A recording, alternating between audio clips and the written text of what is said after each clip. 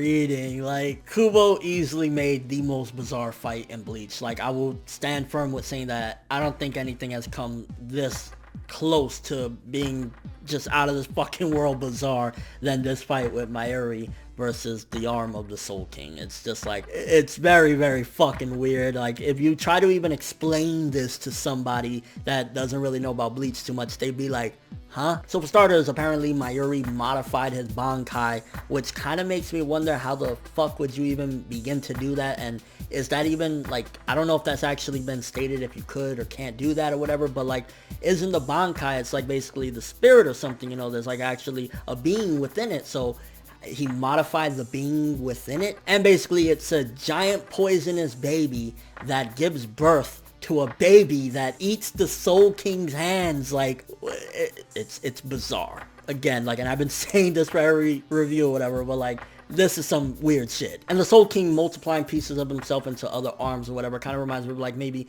Majin Buu, when pieces of himself would be like, you know, split up, or like you get blown up and then like you turn into little Boos or whatever. So that was kind of reminiscent of something along the lines of that. And one thing in this chapter that kind of had me interested is Mayuri apparently in the past looked up books on the Soul King's arms. So was this already prior knowledge that the Soul King was split up into different entities, or is it just that there was a book about the Soul King himself and each and every part of him, which still that would be weird. Like, who writes down, oh yes, this, like, I mean, I guess since it is the Soul King and these are supernatural powers, maybe they will write, okay, this arm is like this and that arm is like that, but that's still pretty weird that they would have a book like that and then let alone not have that knowledge and not give it to some of the higher ups. It's like, this should be knowledge that everyone would have in case something like this happens. So I'm curious as to why this book wasn't given out to other people and how it existed to begin with. And I think one of the biggest things that this chapter did was Nemu's stare at the end of the chapter. It was very vague, but to me, it seems like, and this has been, you know, par for the course for this fight, I think the death flags for Mayuri is really, really high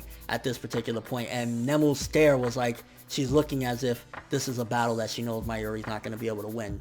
He might be able to defeat this monster, but ultimately he'll die in the process. And I think that's one of the biggest things this chapter brought forth was a death flag from Mayuri, and a big one at that, when Nemu was staring at him like, holy shit, like this could really, you know, be the end of him. So honestly, a lot of bravado, a lot of talking back, and it seems as though the arm is slightly more intelligent than I gave it credit for, because it is talking a little trash and this, that, and the third.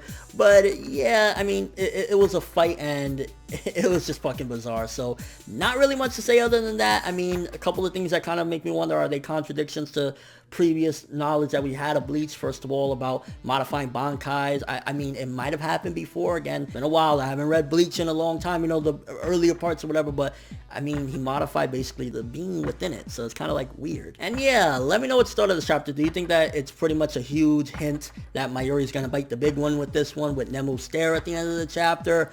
Also, what do you think about this book? Why didn't the higher ups have this?